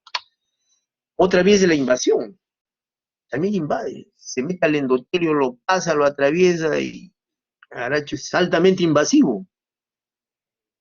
Resiste a la inmunidad normal del sujeto, igualito lo ataca, ¿no? Entonces, realmente es una célula bien agresiva. Y lo otro es su capacidad de supervivencia, ¿no? O sea, así nomás no muere, dura bastante. Resiste a la apoptosis. ¿Ya? Desde ese punto de vista, entonces, nosotros vemos que el glioblastoma tiene, pues, nuevos vasos, proliferación celular, invasión, o sea, es anaplásico, es mitótico, se divide, tiene bastante división, ¿no? Y es una célula que sobrevive o sea, a la necrosis. Pero nosotros, ¿cómo vemos cuando un tumor crece en excesivo? Tenemos esas cuatro, la AMN. A, la anaplasia, M, la mitosis, E, los neovasos, y C, amén, N, la necrosis. ¿Ya? Algunas cosas nos van a ayudar para interpretar si estamos o no frente a un astrocitoma, un glioma. Sí. Si hay nuevos vasos, bastante nuevos vasos, va a haber edema, va a haber refuerzo de la periferia. La barrera hematoencefálica se pinta y da un halo blanco. Si hay muchas células que entra y entra y entra, ¿cómo se manifiesta? Se manifiesta en la espectroscopía. ¿Por qué? Porque va a haber una colina elevada, aumenta la colina elevada en la espectroscopía. Y restringe la difusión también por esa calidad, que tiene la cantidad de células que van, digamos, proliferando. ¿Ya?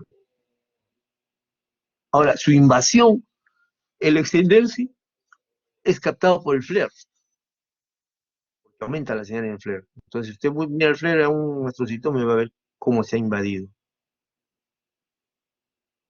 Y su capacidad antiapoptótica se ve en el centro, donde está todo negro, eso se llama necrosis. Restringe la difusión. ¿Ya? Se ha clasificado de muchas maneras, ¿no? Pero actualmente se acostumbra a decir grado 1 o de bajo grado, son 1 y 2, de alto grado 3 y 4. Vamos a verlos con calma para que los entendamos. No nos importa eso, porque ustedes no van a ser pues, especialistas en neurocirugía, ¿no? Entonces hay grados histológicos. ¿Ya? Los 4 que hemos hablado, ¿no? Los 4 que hemos hablado. El 1, repetimos otra vez, bajo potencial proliferativo, crecimiento expansivo. Se puede curar con una cirugía. Grado 2, tiende a la recurrencia, infiltra y avanza, degenera rápido. El grado 3 ya es anaplásico, mitótico, infiltra, ¿no? El grado 4 ya tiene zonas de necrosis, mala evolución, porque el paciente puede morir. Entonces vemos acá que de acuerdo a eso, la Organización Mundial de la Salud ha clasificado a los gliomas. Está clasificado de forma tal que ahora podamos entenderlos para manejarlos mejor. Entonces, nosotros lo que tenemos que tener en la cabeza, uno, es ver qué tipo de tumor es, qué histología tiene, y hacer la clasificación, digamos, bioquímica, ¿ya? ¿Por qué? Porque tenemos que, en algunos laboratorios, no tenemos acá todavía, pero algunos lo hacen, van a otros lugares y lo hacen, para ver si es o no mutado, o sea, qué capacidad tiene con la enzima isocitrato deshidrogenasa. Entonces, eso es lo que obtenemos nosotros cuando vamos a ver al tumor, la isocitrato deshidrogenasa, se ha mutado, ¿no? Es lo que se llama la información molecular. En base a eso es de la división del... Uno es la clasificación por hematocilina eosina, otra es la inmunohistoquímica, ¿ya? Y la final es la molecular. Entonces, es importante eso. Entonces, tenemos astrocitoma grado 1, es el más sencillo, el pilocítico, por ejemplo. Aparentemente, más común en los niños, realmente se ven en niños.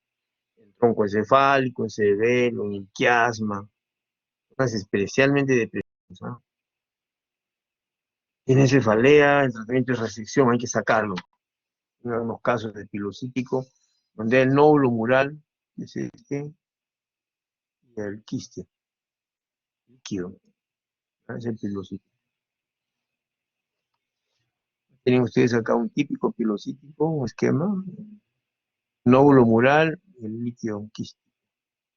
Nódulo mural y un quiste. Este otro astrocitoma subependimario es menos frecuente, pero se ve y se asocia con la esclerosis tuberosa. Hay pacientes que tienen esclerosis tuberosa y hay que esperar que tenga ese tipo de tumor subependimario, célula fina. En algún caso, por ejemplo, donde se vea el tumor subependimario, ¿no? Relaciones con el epéndimo. Después viene el glioma angiocéntrico, también es en niños, grado 1, ¿no? Que tiene una capacidad de crecer, el tratamiento, entonces hay que hacerle cirugía. Da muchas convulsiones, miren ustedes acá. Se llama una mancha, y tiene su mancha, una mancha. A eso le llaman una mancha. Eso no es una mancha, es un glioma, hay que operar. El grado 2 ya tiene más, a la anaplasia le llaman amitosis, entonces es más agresivo. Pues hay el pilomixoide, que es una variante más agresiva del pilocítico. Más se ven lactantes, ataque el hipotálamo, da efecto de masa, no se puede resecar todo, ya crece, miren ustedes la forma como es, crece. Y hay algo interesante, con ustedes la colina cómo aumenta. Aquí es útil la espectroscopia. ¿Ah? Después viene el difuso. Es bien frecuente el difuso, da convulsiones generalmente, muchas convulsiones. A veces es todo un hemisferio, crece rapidísimo. Tiene usted para sacar tremendo tumor, a veces no es posible, ¿no? Pero hay que darle radioterapia y quimio. Entonces ya tenemos el difuso, y ahí aparece esa palabrita de mutado. ¿Qué significa mutado? Significa que ya hay la presencia de la citrato de sidro. Ya tiene ejemplos del grado 2. Ahora viene el grado 3. El grado 1 y 2 son de bajo grado, pero están avanzando en malignidad. El grado 3 ya es más maligno. El grado 3 es el anaplásico, mutado, ¿entienden? Ya tiene ya la mutación de la isocitrato de deshidrogenasa. Estos tienen alta captación de contraste. Están en los hemisferios, provocan convulsiones y hay que operarlo. Hay que operarlo. El pronóstico depende del tamaño del tumor. El tumor no es muy bueno. Y ya se ve característicamente la presencia de lo que llamamos nosotros colina. Pues estos tumores ya son más agresivos. Ven ustedes acá, en anaplásico, ¿no? Más agresivo. Tienen ustedes acá la colina, tremenda elevación de la colina, comparada con el espartato. Entonces uno cae se la juega y dice, no, este es un maligno, por la espectroscopía. El grado 4, ni que se diga, ya es el más bravo de todos. Antiguamente llamado glioblastoma multiforme, salvaje, mutado. ¿Por qué se llaman así? Porque hay dos líneas para llegar al glioblastoma. Uno, que primero tuvo el grado 1, pasó a grado 2, pasó a grado 3 y termina en grado 4. Hay muchos pacientes que terminan así. Que empiezan a los 40 años de enfermedad y a los 60 ya tienen el glioblastoma definido. Pero en tiempo, ha ido caminando con él. Hay otros que no. Nace de frente. Eso es lo más agresivo. El pronóstico es malo. Ahí, por ejemplo, tenemos al salvaje, ese es malo. El de novo que llaman. Entrada nomás es maligno. ¿Ya? Ese es tumor salvaje que llaman, ¿no? Va poco a poco, de nuevo, en adultos mayores, va a los lóbulos, peor pronóstico, muere rápido. El mutado es el que ha pasado pues de grado 1 a grado 2 a grado 3 y ahora es grado 4. Entonces es secundario a tumores de menor grado. Realmente en los lóbulos frontales. Bueno, un paciente es un tumor que hay que tratar de operarlo rapidísimo. ¿Ya? Entonces acá tienen imágenes del astrocitoma grado 4 con las áreas de necrosis, miren ustedes acá. Esto blanco que ven ustedes que es el refuerzo es la barrera hematoencefálica, es de necrosis. ¿Ya? Aquí tienen ustedes casos. Necrosis. Miren la colina donde está, en el techo. Es un tipo de tumor que llaman ala de mariposa. El cuerpo que haya sido tomado en ambos lados. Donde no se operan, son demasiado malignos. Este es un caso especial, se ve muy bien en el glioma difuso de la línea media, se ve con mucha frecuencia en jovencitos de 10 años, 11 años. Una lástima porque es un tumor en la protuberancia, es un tumor en el tronco cerebral. Generalmente le damos solamente radioterapia y tenemos que hacer junta médica, ¿no? La cirugía no ayuda mucho. Miren ustedes, la criatura con su tremendo tumor, toda la protuberancia con tumor, tumor. Me da mucha pena, ¿ya? Y un caso especial que se llama gliomatosis cerebri, donde el glioma se mete por todo lado. Ya, se llama gliomatosis cerebri. Es una cirugía del glioma. El glioma, ven ustedes cómo sale todo. Se le coloca tinción para ver si ha quedado zonas que uno verifica que ya no hay. Lava, coloca sustancias, a veces se coloca sustancias antimitóticas. El oligo es otro tumor derivado llamado primario, intrínseco, porque es el mismo tejido. Es un glioma que generalmente tiene calcificaciones y da convulsiones con mucha frecuencia. Es larga evolución, generalmente dura 15 años, 10 años. Fallece. ¿Ya? El oligo 3 es el más bravo de todos, muy infiltrante, es bien agresivo. Ustedes acá como ataca prácticamente todo el hemisferio y el lóbulo temporal. Bien, haciendo un resumen del tratamiento de los gliomas, siempre es bueno que recuerden esto. Si el tumor es nuevo en su diagnóstico, glioma, de resección máxima, más radioterapia, más temozolomida, que es la quimioterapia. La única droga que en este momento estamos aceptando para usar como quimioterapia es la temozolomida. También. Cuando es un grado 3, igual, resección máxima, radioterapia, temozolomida. Es un anaplásico oligodendrolioma, igual, resección máxima, radioterapia, temo. Cuando es recurrente, cuando es un tumor recurrente, o sea que ya se le operó y volvió a crecer, usamos bevacizumab. Es acá, bevacizumab. sea, se operan casos celestes y se le da radioterapia, quimioterapia con bevacizumab. Va.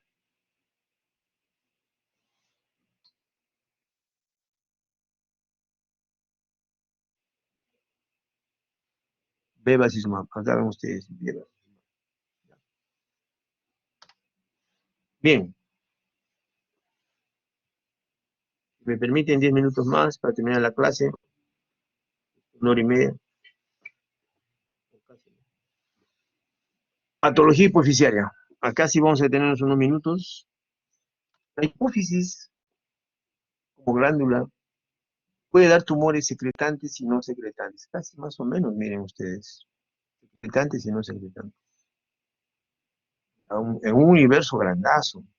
En 1120 pacientes, 533 son secretantes, 583. 483 no secretantes.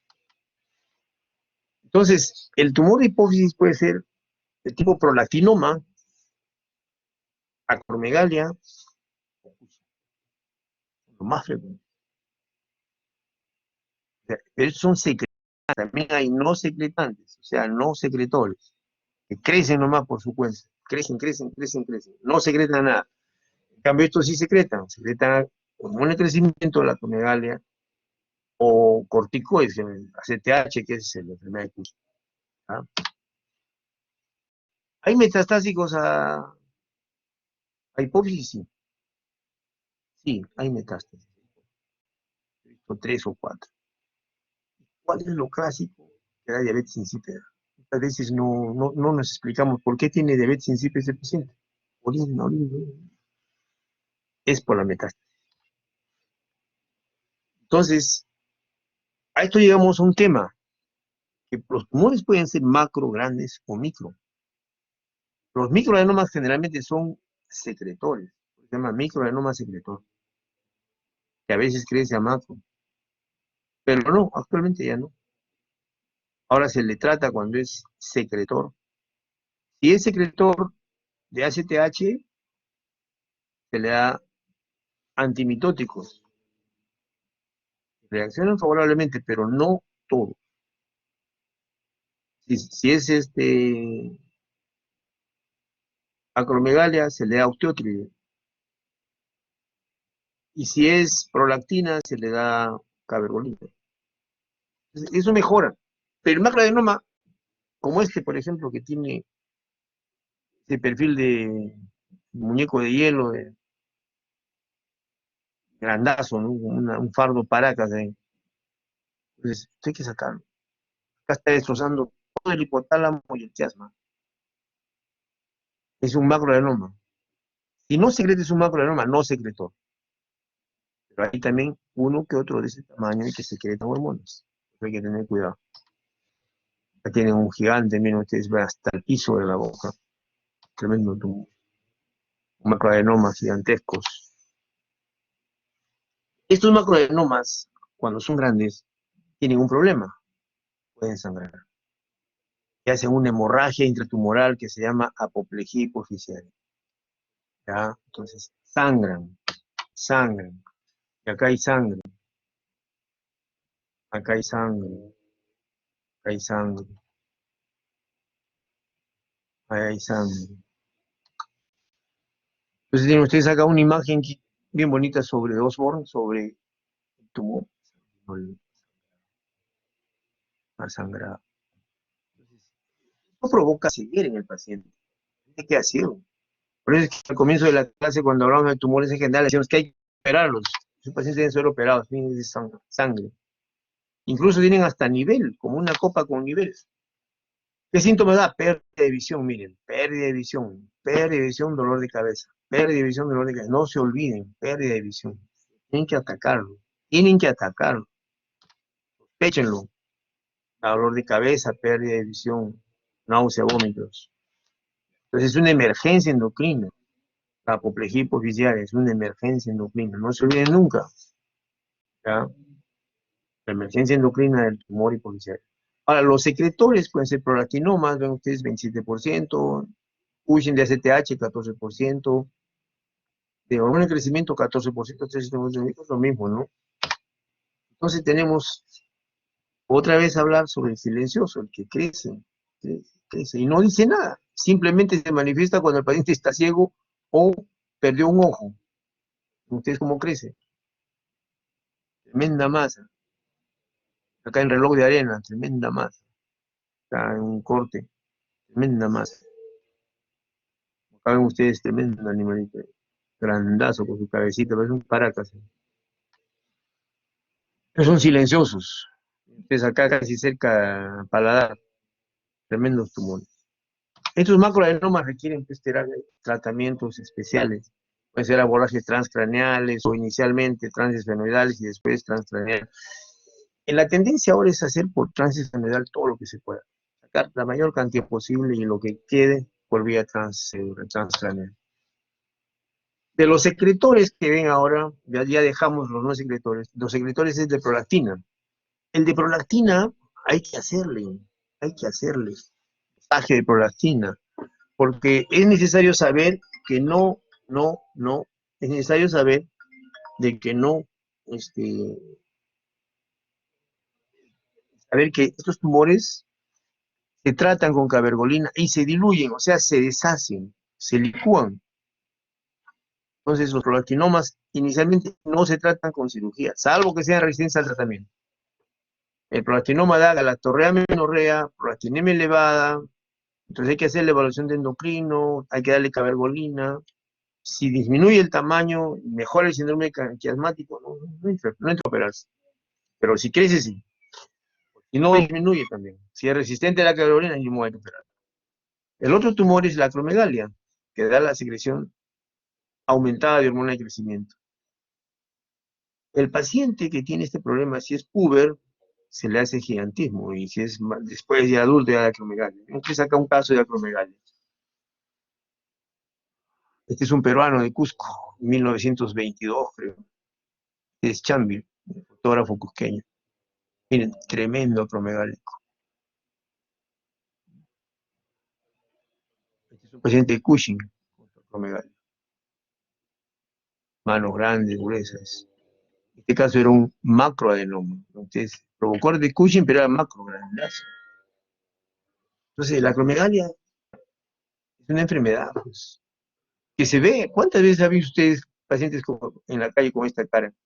Que nadie se le ocurre mandarlos a que lo traten porque tienen temor a que dirán, qué sé yo. El macroadenoma, la acromegalia, no solamente es hormona de crecimiento, también da visceromegalias, el corazón sufre, hipertensión, en fin, es una desgracia. Por eso hay que ayudar a esta gente, hay que ayudarlos. Y cuando se operan y se saca adecuadamente, disminuye todo, el paciente se cura. ¿Ya?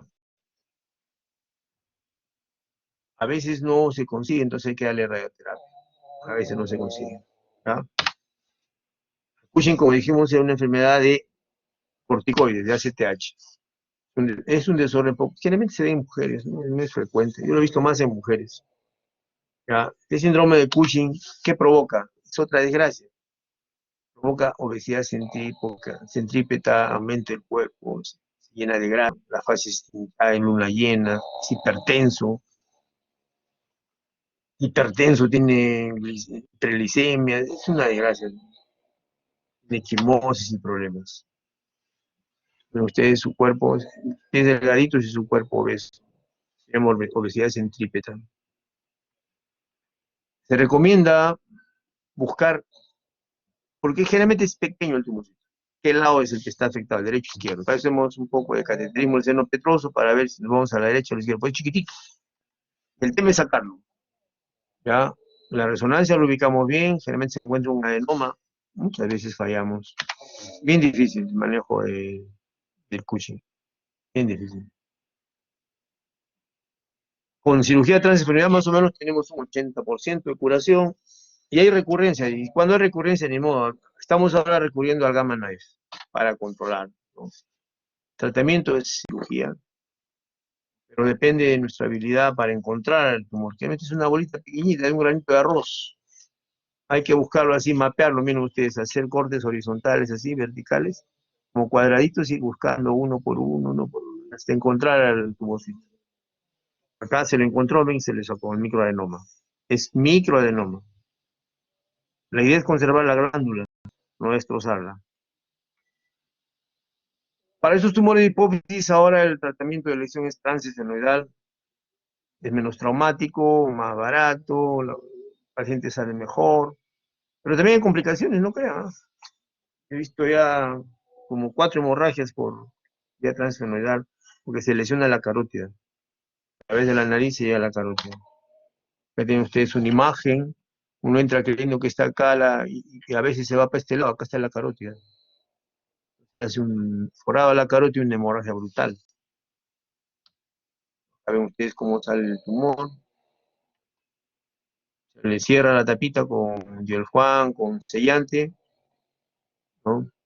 Cuando el tumor es muy grande, entonces hacemos abordaje orbitocigomático, hacemos abordaje transcraneal, un bifrontal, como a veces predisponen algunos colegas, para sacarlo todo. Si es chiquitito, un abordaje supraorbitario para retirar ese pequeño tumorcito. ¿Ya? Y no queda huella ahí. Muy bien, gracias. Yo les voy a hacer llegar a través de su delegado las clases, ¿ya? ¿Ok? ¿Preguntas, por favor? ¿Aló?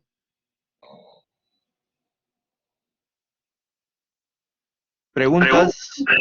Una pregunta, cuando un paciente ha sido ya operado por un tumor hipoficiario en el abordaje transesfenoidal, doctor, ¿cuál sería la principal complicación que podría aparecer en estos pacientes de riesgo, doctor, mortal? ¿Cuál sería una de las complicaciones después de ya, por ejemplo, 6 meses? ¿De 6 meses? De 6 meses ya no hay complicaciones, digo ya. La principal complicación en 6 meses puede que vuelva a crecer el tumor, que no se le ha sacado el tumor, que haya tumor residual. El problema que hemos visto es hasta los 8 días. Un caso que tuvimos una complicación mortal, fue que parece ser que en sala, al momento de hacer la resección del tumor de hipófisis, se lesionó la carótida y se le colocó compresión, se le colocó tapones ahí de hemostáticos, de Gelfan, esas cositas que se taponea ahí con músculos y pegó. Entonces el paciente estuvo 6 días normal. Al 7.º día, como tú sabes, toda costra se cae. Si te cortas la piel, te hace una costra, al 7.º, 8.º día se cae la costra. Y al caerse la costra, la fuerza de la sangre que va por la carótida le hizo un hueco y sangró. Y sangró y cada vez sangraba más. Y el señor tosía y pujaba y sangraba más, se abría más la carótida. Lo bajamos a terapia endovascular ahí para ver cómo podemos cobrar el sangrado brutal. Al final tuvimos que ligarle la carótida para que no se desangre. Hizo un infarto y se murió. La principal complicación que yo he visto en cirugía de hipófisis es esa justamente. Más o menos en todo el tiempo que tengo metido en la neurocirugía, desde el año 76 hasta la fecha, han pasado bastantes años. La primera complicación que vi fue en el 76, me acuerdo mucho. Se entró a operar un tumor de hipófisis por vía transfenoidal. En esa época no teníamos tomografía, no había resonancia, no se hizo arteriografía, solo era clínica y una radiografía simple que mostraba erosión de la silla turca, ampliación de la silla turca y la clínica de un tumor de hipófisis. Clínica cantada de tumor de hipófisis, así clínica cantada. Empezó a hacer la exéresis del tumor, se cortó y lo que era la carótida. Era un aneurisma gigante de la carótida que se me metió ahí. Entonces que se le selló se ligó la carótida primitiva. Fue la primera vez que vi. Después en el 80 he visto, en el 83, y después he estado coleccionando casos, tengo como 7. Lesiones de la hipófisis, o sea, aparentemente tumor de hipófisis, aparentemente. Pero al momento de hacer la cirugía, inadvertidamente se cree que es un tumor de hipófisis, se corta y es una carótida. Por eso siempre hay que hacer un estudio vascular, porque es bien desagradable. Empezar a sacar el tumor y lo que sale es un lecho de sangre que te ahoga. La gente se muere muchas veces. ¿Ya?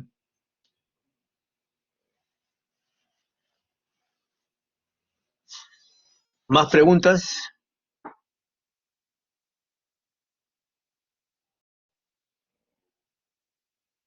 ¿Aló? Todo claro, Creo que doctor. no quieren. ¿Ah?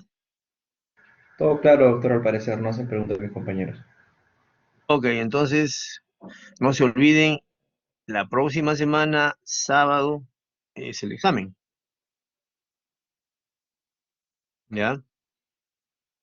Por favor, ya está todo previsto. Buenas tardes con todos, muchas gracias. Gracias, doctor. Gracias, doctor. Buenas Gracias. tardes. Muchas gracias, doctor.